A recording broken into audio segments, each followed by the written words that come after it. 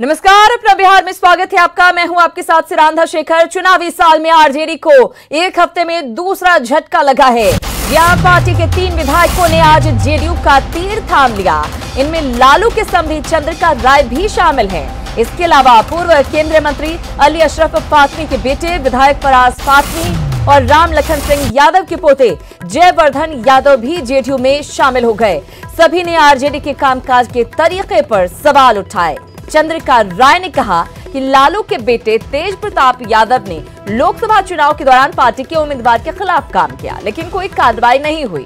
उन्होंने ये भी कहा कि आरजेडी अब पैसे वालों की पार्टी हो गई है। वहीं जयवर्धन यादव ने कहा कि पार्टी में कोई भी बात नहीं सुनी जा रही। तो फराज फातमी ने कहा कि आरजेडी सिर्फ MY समीकरण का नारा लगाता रहा, लेकिन नीतीश सरकार ने हर तबके के लिए काम किया। तस्वीरें आपके सामने। आरजेडी को एक और झटका। जेडीयू ऑफिस में 3 आरजेडी के विधायक जेडीयू में शामिल हो गए। गरीबों की वहां कोई कुछ नहीं है। जिन गरीबों ने उस पार्टी को खड़ा करने का काम किया, आज वो मायूस है। देख रहे हैं किस तरह के कहीं से बंबई से शरीफ आ जाते हैं और ऐसे लोगों को तरजीह दिया जाता है, और जो पुराने कार्यकर्ता हैं उनको इग्नोर कर दिया जाता है। ऐसे समय में इसको गरीबों की पार्टी नहीं कही जा सकती है। आज व्यवसायिक पार्टी बनकर रह गई है, इसलिए हम लोगों ने उसको त्याग करने का काम किया है। और आने वाले समय में मैं इतना ही कहना चाहता हूँ कि नीतीश जी के साथ हम लोग खड़े हुए हैं, और जिस और विश्वास के साथ और निष्ठा के साथ खड़े रहेंगे। जिस तरह का रास्ता उन्होंने दिखाने का काम किया है, जो समाज कल्याण का काम करने का काम किया है। इस जनता दल यूनाइटेड पार्टी को ज्वाइन कर रहा हूं। मैं सबसे पहले माननीय मुख्यमंत्री जी का शुक्रिया अदा करता हूं, उनको धन्यवाद व्यक्त करता हूं। इस 15 साल के अंदर जो भी काम किया है वो काबिल तारीफ है। चाहे अल्पसंख्यक का मामला हो, चाहे अति पिछड़ा का मामला हो, दलित का मामला हो, अल्पसंख्यक अपर क्लास का मामला हो, सभी के लिए उन्होंने काम किया। मैं कहना चाहता हूं आपसे कि ये जो डरा करके आप वोट लेने की बात करते हैं, अल्पसंख्यकों को डरा करके वोट लेने की बात करते हैं, कृपया राष्ट्रीय जनता दल आज इससे मुक्ति पाइए। 2015 से ही प्रभावित रहा हूँ, जब महागठबंधन की सरकार में वो थे, और जब उन्होंने एनडीए के साथ सरकार बनाने का काम किया, दोनों ही समय जब हम पक्ष से विपक्ष में आ गए, तो मुझे कभी ऐसा नहीं लगा कि मेरे यहाँ पे कभी कोई काम होगा। उनसे मैंने बार बार आग्रह किया कि जिस काम के लिए मैंने आग्रह किया और जिस बात को आगे बढ़ाई उसके ऊपर कार्रवाई की। और विकास के कार्यों में आप मेरे क्षेत्र में देख सकते हैं 2015 की स्थिति, पहले की स्थिति पे मैं नहीं जाऊँगा, लेकिन जो बाद की स्थिति उनके द्वारा किया गया कार्य मेरे लिए प्रेरणा है, और उसी प्रेरणा के फलस्वरूप मैं आज जनता दल में ज्वाइन कर रहा हूँ। अब क्या कंपोजिशन है? 2 उत्तर बिहार से, एक छपरा प्रमंडल के, एक दरभंगा प्रमंडल के, एक है पटना प्रमंडल के। भौगोलिक संतुलन भी ठीक संव्यक है। उत्तर दक्षिण बिहार वर्गवाइज भी, इसलिए मैं इन लोगों का स्वागत करता हूं और अपेक्षा करता हूं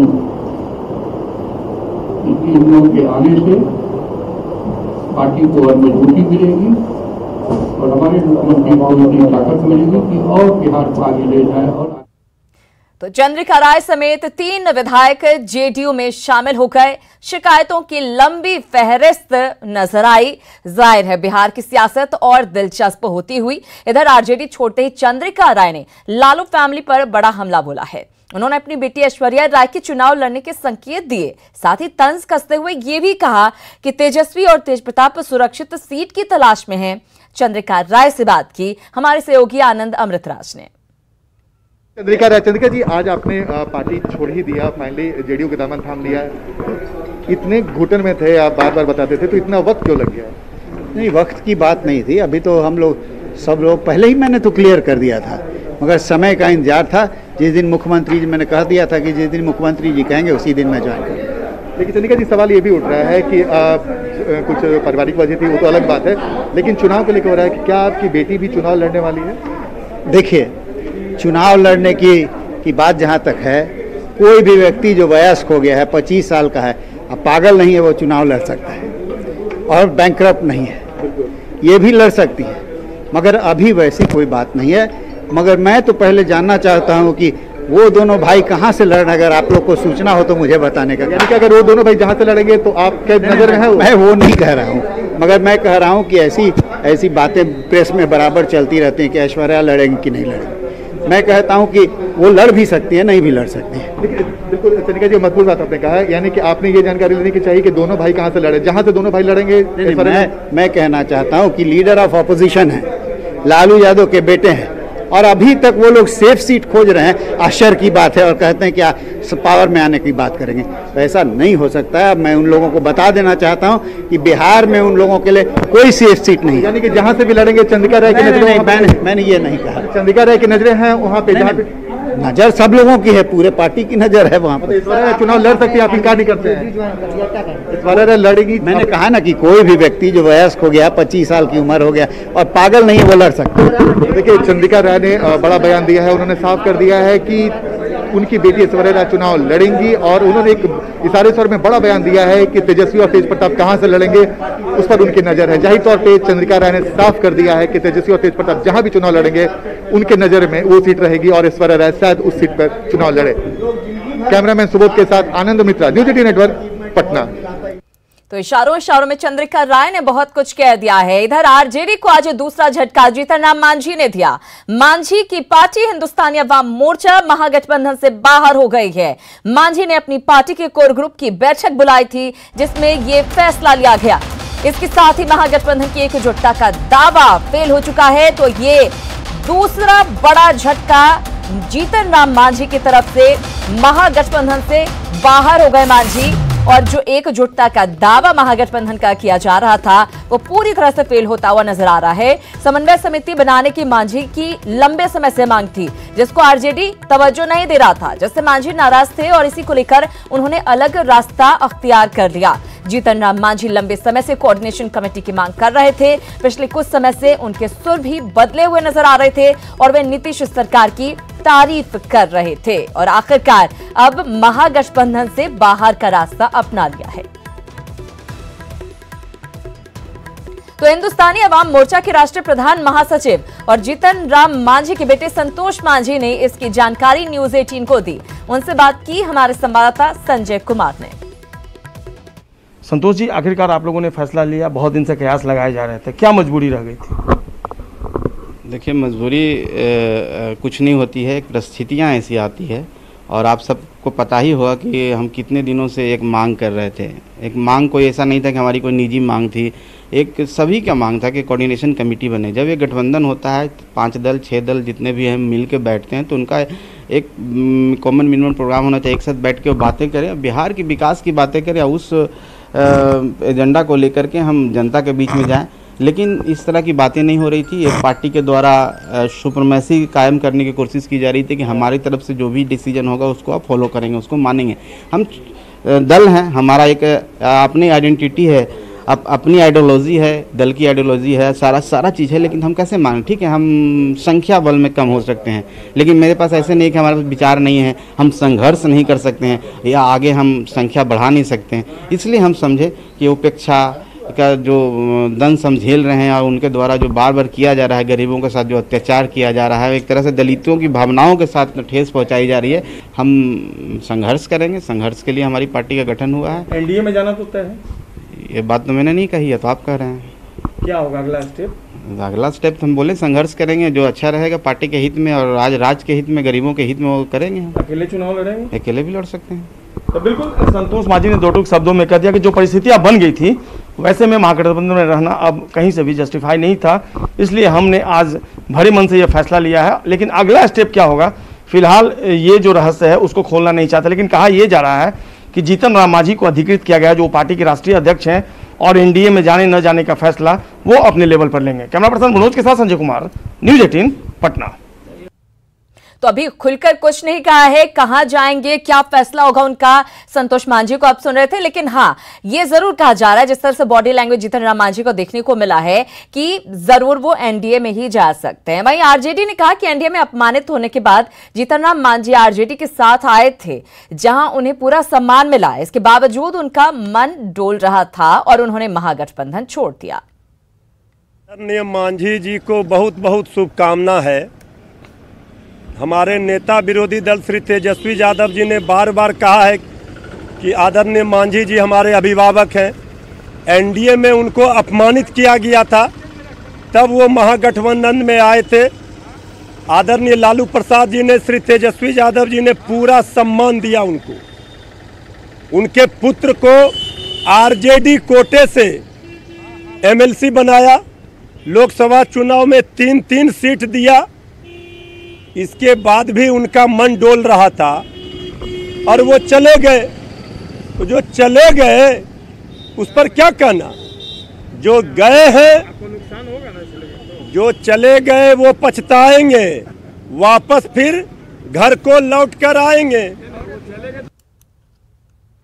तो चुनावी मौसम है, चुनावी साल में एक दल से दूसरे दल में जाना कोई बड़ी बात नहीं है, लेकिन आरजेडी को इस मामले में झटके पर झटका मिल रहा है। चलिए कुछ और खबरों की बात कर लेते हैं। मुजफ्फरपुर की खबर की बात, जहां पर एनआरएचएम में फर्जीवाड़ा मामले में न्यूज 18 की खबर का बड़ा असर हुआ है। स्वास्थ्य मंत्री मंगल पांडे ने मामले की जांच के आदेश दे दिए हैं। मंत्री से बात की हमारे सहयोगी रजनीश ने।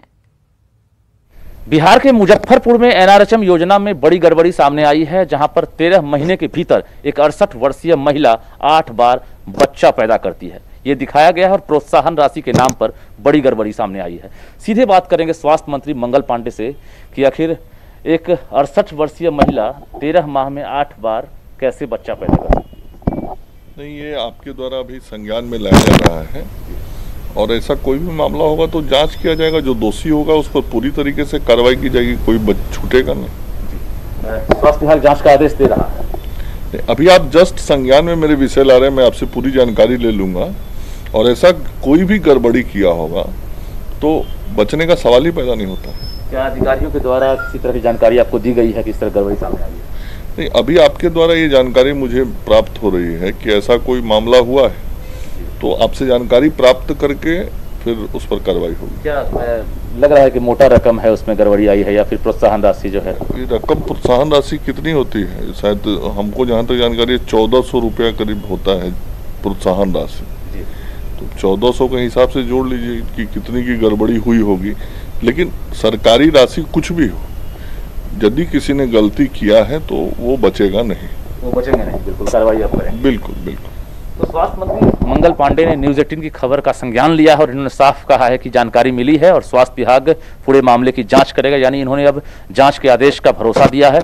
ये मान रहे हैं कि अगर इस तरह कोई गड़बड़ी हुई होगी तो कोई भी बचेगा नहीं, बल्कि ठोस कार्रवाई होगी। कैमरामैन मनीष जुनेजा के साथ रजनीश कुमार, न्यूज 18 पटना। तो स्वास्थ्य मंत्री मंगल पांडे ने साफ कहा है कि इस मामले में पूरी जांच होगी और दोषियों पर कार्रवाई होगी। वहीं मुजफ्फरपुर के सिविल सर्जन ने बताया कि जांच के लिए 4 सदस्यों की टीम बनाई गई है, जो जल्द ही अपनी रिपोर्ट सौंपेगी। सिविल सर्जन ने जिले के सभी 16 पीएचसी और एनआरएचएम से रिपोर्ट मांगी है। दुख की बात है कि ऐसी शिकायत आपको करना पड़ रहा है और इस पर हम कड़ी कार्रवाई करने जा रहे हैं। आप दूरभाष पर भी हमको सूचित किया था और आपको हम बुलाए भी थे कि कुछ प्रमाणिक दस्तावेज हमको दें जिस पर हम सघन कार्रवाई करें। इसी को आधार पर दूरभाष से हम मुशहरी पीएससी को भी पूछा है कि आप तुरंत 1 घंटा में हमको रिपोर्ट दीजिए। बीसीएम, अकाउंटेंट, मैनेजर, प्रभारी एक दें। और डीएम साहब से भी हमने बात किया है और डीएम साहब ने भी कहा है कि मजिस्ट्रेट के साथ इंक्वायरी सेटअप कीजिए। बड़ी खबर राजधानी पटना से है, जहां पर एक घर से बड़ी लूट की वारदात को बदमाशों ने अंजाम दिया है। तो बड़ी खबर आपको राजधानी पटना से दे रहे हैं, जहां पर एक घर से बड़ी लूट की वारदात को बदमाशों ने अंजाम दिया है। दीघा इलाके में स्थित घर से लाखों के जेवर और 2 लाख कैश लूटकर चोर चलते बने। बताया जा रहा है कि पीड़ित परिवार के राज्यपाल के रिश्तेदार हैं। ये पीड़ित परिवार के लोग जो यूपी के रहने वाले हैं। फिलहाल पुलिस इस हाई प्रोफाइल केस की जांच में जुटी हुई है और पीड़ित की शिकायत पर एफआईआर दर्ज कर ली गई है। घर की बेटी की दरअसल अगले महीने ही शादी होने वाली थी, लेकिन इसी बीच बदमाशों ने लूट की इस बड़ी वारदात को अंजाम देकर पटना पुलिस को फिर से खुली चुनौती दे दी है। हमारे संवाददाता संजय कुमार ने उस घर का जायजा लिया है। वही वो कमरा है जहां पर चोर घुसे थे और सबसे बड़ी बात है कि इस घर में बच्ची की शादी होने वाली थी।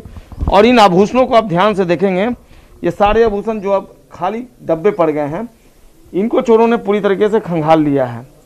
ये आप पलंग के ऊपर है। और इसके बाद आप नीचे की एक तस्वीर देखिए, जो आभूषण के डब्बे हैं वो आपको बता रहे हैं कि किस कदर चोरों ने भीषण चोरी की घटना को अंजाम दिया। लगातार ये इतने जो आभूषण के डब्बे पड़े हैं आप देख सकते हैं।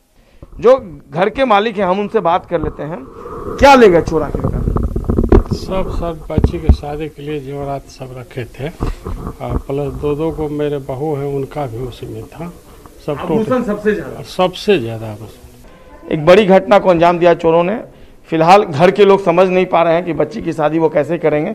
एक विपदा की घड़ी उस घर के लिए जहां अगले महीने शहनाई बजने वाली थी, और परिवार के लिए भी निश्चित तौर पर। पिछले महीने राजीव नगर में भी चोरी की बड़ी घटना को अंजाम दिया था चोरों ने, और यही वो FIR की कॉपी है जिसे दीघा थाना अध्यक्ष को लिखा गया है। 2 पीस सोने की नथिया है, 2 पीस सोने का तमाम जो चीज़ें हैं, हीरे का टॉप्स है 1 पीस, सोने का चैन है 4 पीस, चांदी पायल है 2 पीस। इसके अलावा पैतृक गांव से पटना में ज़मीन जो खरीदेंगे उसके मूल कागजात हैं, और 2 लाख रुपए कैश चोर अपने साथ ले गए। तो निश्चित तौर पर एक बड़ी घटना को चोरों ने अंजाम दिया है, जिसका प्रमाण ये FIR है। जो पीड़ित हैं उन्होंने देवमुनि चौहान हैं, जो मूल रूप से यूपी के रहने वाले हैं, बिहार के गवर्नर साहब के वो परिजन भी हैं। और निश्चित तौर पर पटना पुलिस के लिए एक बड़ी चुनौती इस लिहाज से है कि पिछले महीने नेवी ऑफिसर के घर में जो चोरी हुई थी उस मामले का उद्भेदन पटना पुलिस नहीं कर पाई है। हालांकि CCTV कैमरे में सारी चीज़ें, जो तस्वीर है वो कैद हो गई है, और देखना होगा पुलिस इस आखिरकार इस मामले का कैसे उद्भेदन कर पाती है। कैमरा पर्सन मनोज के साथ संजय कुमार, न्यूज़ 18 दीघा, पटना। तो अपराधियों के मन में पटना पुलिस को लेकर कोई खौफ नहीं है। एक के बाद एक चैलेंज पेश कर रहे हैं पुलिस के सामने। चलिए खैर, खबरों में आगे बढ़ते हैं। बात तो बाढ़ की करते हैं। एक तो बाढ़, ऊपर से जल जमाव, लोगों का जीना मुहाल हो चुका है। मुजफ्फरपुर में आलम यह है कि घर से बाहर निकलने के लिए लोगों के पास कोई विकल्प ही नहीं है। ऐसे हालात में लोग जुगाड़ के सहारे आना जाना कर रहे हैं। जल जमाव के बीच कैसे बसर हो रही है जिंदगी, बता रहे हैं सहयोगी प्रवीण ठाकुर। जल जमाव की समस्या मुजफ्फरपुर शहर में इतनी गंभीर हो गई है कि इस प्रकार लोगों को दिनचर्या बितानी पड़ रही है। ये ट्यूब और चौकी जो एक तख्त का रूप दिया गया है, और इस पे सामान लाद कर अपने घर तक जाने की कोशिश हो रही है। और ये समस्या इलाके में 10 दिनों से बना हुआ है, और कहा जा रहा है कि पहली बार इस इलाके में इस प्रकार की समस्या लोग फेस कर रहे हैं। जाहिर है जो गंदा पानी है, जल जमाव का पानी है, और अभी बारिश का जो आज बारिश भी थोड़ी बहुत हुई है, और इसी प्रकार लगातार इलाके में अब भी जल जमाव है। तो इसको लेकर कैसे ये आप जा रहे हैं? बहुत परेशान है, मैंने थक गए आते जाते। क्या सब ले जा रहे हैं? सामान, दुकान का सामान है, और अपना भी दुकान है लक्ष्मी चौक। दिन भर में 2 बार जाना, 2 बार आना होता है। घर है, ये घर है, लक्ष्मी चौक पर दुकान है। यहाँ घर में भी हाँ 3 फीट पानी सड़क पर है ना, 3 नंबर रोड, आदर्श ग्राम। ये पहली बार ऐसा हुआ? पहली बार, 6 साल में पहली बार। आदर्श ग्राम है जी। ये सड़क है, ये क्या है?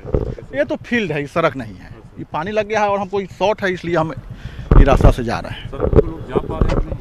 बहुत दिक्कत से जा रहे हैं। बाइक पूरा आधा डूब रहा है, जाने वाले जा रहे हैं, लेकिन बाइक डूब रहा है, दिक्कत हो रहा है। किसी का बंद हो रहा है, कोई इतना हिल के जा रहा है, पैंट पहने जा रहा है, परेशानी है। समस्या है इस प्रकार की। आप देखिए यह पूरे इलाके का ये आदर्श ग्राम है और रिहायशी इलाका है, लेकिन इस प्रकार लोगों को अपने घर तक जाने के लिए जद्दोजहद करना पड़ रहा है। और जल जमाव के बीच ये फील्ड वाला इलाका बताया जा रहा है, लेकिन जो सड़कें हैं, जो आवाजाही का मुख्य साधन है, उस पर 2 से 3 फीट तक पानी जा रहा है, और जो दूरी है वो भी काफ़ी लंबाई में है। इस वजह से लोगों को परेशानी है, और ऐसे में ये ट्यूब और तख्ता के सहारे लोग अपने घरों तक जाने की कोशिश में जुटे हुए हैं। कैमरामैन संजीव के साथ प्रवीण ठाकुर, न्यूज़ 18 मुजफ्फरपुर। उधर दरभंगा की 200 से ज्यादा पंचायत बाढ़ की चपेट में है। लोगों की परेशानी बढ़ती जा रही है। बड़ी संख्या में लोग दरभंगा समस्तीपुर सड़क पर शरण लिए हुए हैं। हनुमान नगर में सबसे ज्यादा पानी आया था, जहां काफी नुकसान भी हुआ है। डीएम का कहना है कि प्रभावित इलाकों में नुकसान का आकलन किया जा रहा है।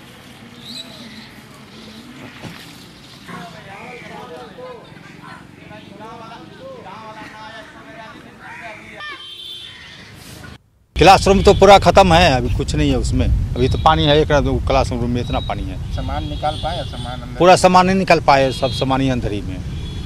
इतना जल्दी जल्दी अच्छा हम लोग कहते कमेगा कमेगा, मगर कमा नहीं है। अचानक कुछ सामान सब उसी में रह गया। देखिए इस बार 200 20 पंचायत प्रभावित हुए थे, जिसमें 181 पंचायत पूर्ण रूप से और शेष पंचायत आंशिक रूप से प्रभावित हुए थे। तो ये आबादी बहुत बड़ी है और बहुत बड़ा चुनौती थी, लेकिन मीडिया के सहयोग से, लोगों का सहयोग से हम उस फेज से गुजर चुके हैं। और अभी हम लोगों का ध्यान है कि फसल क्षति का सही आकलन करना, जिसका आकलन हो रही है, और उसका भी जैसे सरकार का निर्देश आएगा उस पर अग्रतर कार्रवाई की जाएगी। बातें कटिहार की खबर की। कोरोना से किसी की मौत के बाद परिवार के लोग भी उनका दाह संस्कार तक करने से कतराते हैं। ऐसे में कटिहार के कुछ एम्बुलेंस मसीहा बनकर उभरे हैं। ऐसे ही लोगों से बात की हमारे सहयोगी सुब्रत गुहा ने। कटिहार में कोरोना के बढ़ते आंकड़े के बीच अब कोरोना मरीजों की डेथ की संख्या भी बढ़ने लगा है। इस बीच एक सबसे बड़ी परेशानी इन मरीजों की दाह संस्कार को लिए हो रहा है। ऐसे में जब परिजन को अपने ही मरीज को छोड़ देते हैं, ये वीर योद्धा है जो उसके मिट्टी नसीब करवाते हैं या जो भी नियम अनुसार दाह संस्कार करवाते हैं। ये 6 लोगों की टीम है जो एम्बुलेंस कर्मी है। लेकिन कैसे ये पूरा प्रक्रिया जो कोविड पेशेंट के डेथ होने के बाद होता है और कैसे करते हैं, आइए बात करते हैं इन लोगों से। क्या होता है, क्या परेशानी क्या आता है? हम लोग डेड बॉडी को ले जाते हैं और स्मशान घाट में दाह संस्कार करने के लिए कर देते हैं, लेकिन दाह संस्कार करने के लिए वहाँ पे आदमी नहीं देता है, हम लोग को भगा। लेकिन माता पिता समझ करके हम लोग कैसा दाह संस्कार कर लेते हैं। क्या परेशानी आता है? आप तो एम्बुलेंस कंट्रोल देखते हैं, टोटल क्या सूचना आता है, क्या परेशानी आता है? जैसे कि कोविड पॉजिटिव कोई भी डेथ करता है ना, तो सबसे पहले तो उसका परिजन का आदमी भाग जाता है कि मेरा ये कोई नहीं है, आप लोग को जो करना है करिए, जो डीपीएम सर करेंगे, सीएस सर करेंगे, वही होगा। तो उस स्थिति में सीएस सर हम लोग को बोलते हैं, तो एम्बुलेंस कर्मचारी होने के नाते हम लोग एम्बुलेंस में ड्राइवर टेक्नीशियन को देते हैं कि ले जाके दाह संस्कार करवाएंगे।